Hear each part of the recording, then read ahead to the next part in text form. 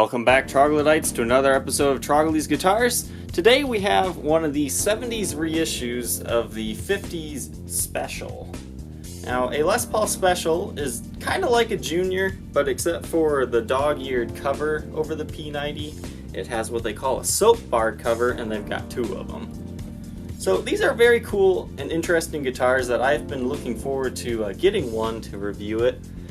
Unfortunately, this one didn't work out. It's going to be sent back to Sam Ash, where I got it from, because they did not disclose a lot of issues on this guitar. The main issue is there is some cracking to the guitar and a little bit more excessive wear than they let on to believe. Alright, so they consider this model the 5577 model, as you can see on the back of the headstock. These were first reissued around 1974, and I believe they went through maybe 77, I'm not 100% sure on that end date. But they came in two different versions. The 74 and 75 are the most desirable to collectors because they had just the wraparound tailpiece as would the vintage ones. 76 came around and they switched it to the tune-o-matic and the regular tailpiece. So this is if you want a little bit better intonation, but if you want historical correctness, you're going to want one of the earlier ones. They all came stock with mahogany necks though, even though this is a 76, back when Gibson already switched to maple necks. This is a player's grade example. We have replaced tuners, replaced nut, replaced DiMarzio P90 back in 1981. It's actually kind of cool. Whoever did that replacement put a little sticker on the back side of here letting us know when that was done. And a mini toggle was added for this bridge pickup.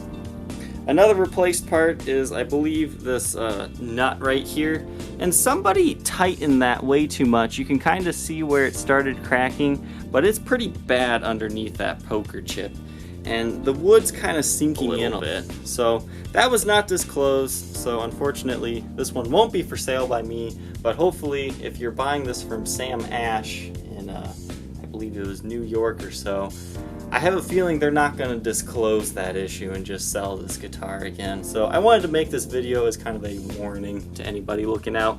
But what is nice about this guitar is this originally would have had like a Nashville style bridge, but what appears to be on this is a 60s ABR1, which is worth, you know, a couple $100 on its own. So that is a nice little upgrade there. You can probably sell that, get your regular bridge, buy an original P90 and store this one back to closer to stock. But let's go ahead and take a look at the condition of this guitar. The face of the headstock has lots of wear and tear, scratches and all that. You have locking Spurzel tuners, or however you pronounce it. I always thought it was a kind of a funny company name, and they are good tuners. Obviously you've got some light dings here and just some regular dust and whatnot. I didn't clean this one since I have to return it, but I did go ahead and condition the fretboard. The frets do show some wear. Sam Ash's listing says no buzzing at all. This thing buzzes pretty much every fret, but I mean, it's not too over the top. The body, once again, you have the cracking there and just average wear and tear. I mean, it's not in too bad of shape really. Stock witch hat knobs. I think sometimes they can also come with speed knobs, but overall there's like no extra routing under the pickguard or anything. It is a pretty cool little player. Back of the headstock, Les Paul 5577 model, which I always found that kind of confusing. It's a 55 reissue, but I never understood the 77 because it's a 76. But I believe they also made these in 77, maybe even 78. I'm not 100% sure. But you can see there's been at least 3 different kinds of tuners on this guitar. These little holes to the side here means somebody put Schallers on it. And the 2 top holes on the top and bottom here were from the original tuners. Unfortunately, those were filled in because I actually had a set of tuners that probably would have worked on this okay. But since they've been filled in, you'll have to re-drill those. But luckily these Spurzels don't have any screw, so you're good there. Now, I don't believe there's been a headstock repair to this guitar. I've looked pretty long and hard, but there is, you know, some significant like dash wear there. When they replaced the nut, there is some very minor damage to the clear coat finish there. But once again, mahogany neck, 3-piece. In 1976, that's pretty rare, as it was in late 75 that they had switched over to the maple necks. Somebody added a strap button at the back of the heel, then they decided that they liked it better up here, so you do have that exposed hole there. But overall, it's not too chewed up on the back. You definitely do have some buckle rash, but you have more historically correct brown back plates on this model.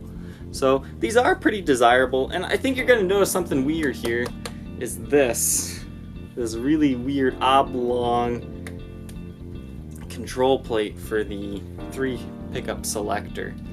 That's the easiest way to identify one of these 5577s. Sometimes these will be modified into weird things, and then you see the back and people question if it's a real Gibson. If you see this giant oval back plate, likely it started life as a 5577. This has always confused me, and I'm glad I have one now so I can actually explain why this thing's longer. This one has a 3-way toggle that is similar to an SG, in that instead of being long and pointy, it's long and flat. So for whatever reason they did that. I'm almost guessing it's because the body is not thick enough for a regular styled Les Paul. Long pointy one. That's just a guess. I didn't do any measurements, but for whatever reason they decided to do it like that. So that's an interesting piece of trivia there. You've got some light wear and tear on the sides, but overall it is a good playing guitar. It's got some, average fret wear, but these things are pretty rare, and I'm glad I could at least review one. Unfortunately, I can't sell this one because of the cracks. So it's going back to Sam Ash, and hopefully they sell it honestly this time. Take a look under blacklight here. You can kind of see the clear coat wear on the side of the headstock there. But the rest of the headstock's in pretty good shape overall. You've got some light cracking to the truss rod cover though. And you can see you've got some light finish wear there and the cracking that I mentioned earlier. Now, I do want to be a little bit more specific about this cracking here. It's not something you're ever going to have to worry about. It's more so just cosmetic. As long as you have that poker chip on, you don't see most of it. I think the wood's just so thin and long in that area. When they over tightened it, they kind of cracked at the surface. I've looked in at the back. It doesn't go all the way through, but it is something to definitely know about if you are buying this guitar, and should not be hidden. You've got lots of clear coat wear around the sides, and just average light nicks and dings. I think that's probably the worst ding on the whole guitar is right there. It is a pretty sizable ding. Back of the headstock, you can see some clear coat wear as well as evidence of all those tuners. But, look long and hard here, and I don't see any breaks, cracks, or repairs to the actual headstock. Just those markings right there.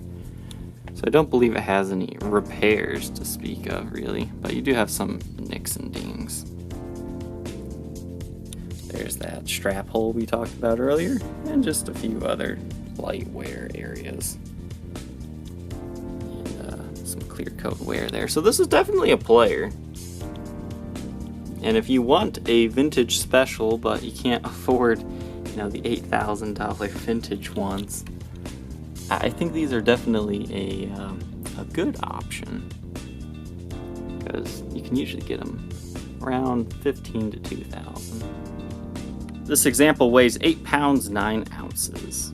This guitar does come with its original Gibson purple lined case. These are pretty nice cases. As you can see, it's got lots of wear and tear, but all latches are still present. You got your original handle yet, and a beautiful purple interior. I really like these purple interior Gibson cases. They look really good with natural guitars. I will tell you that. If you're selling a natural guitar, buy one of these and you'll get more money for your guitar just because it looks so cool with it. But right there you can kind of see that long oval shaped control plate cavity that we were talking about just a few seconds ago. And that's how you know it's the original case to this guitar. This can be a little bit hard to open, but it does open, but there's nothing in there. And you've got some wear in the neck rest area, but that's very common. overall it's still a good case. Clean tones will be running through a Gibson Super Gold Tone GA30RV. Distorted tones will be running through a Marshall JMP1C.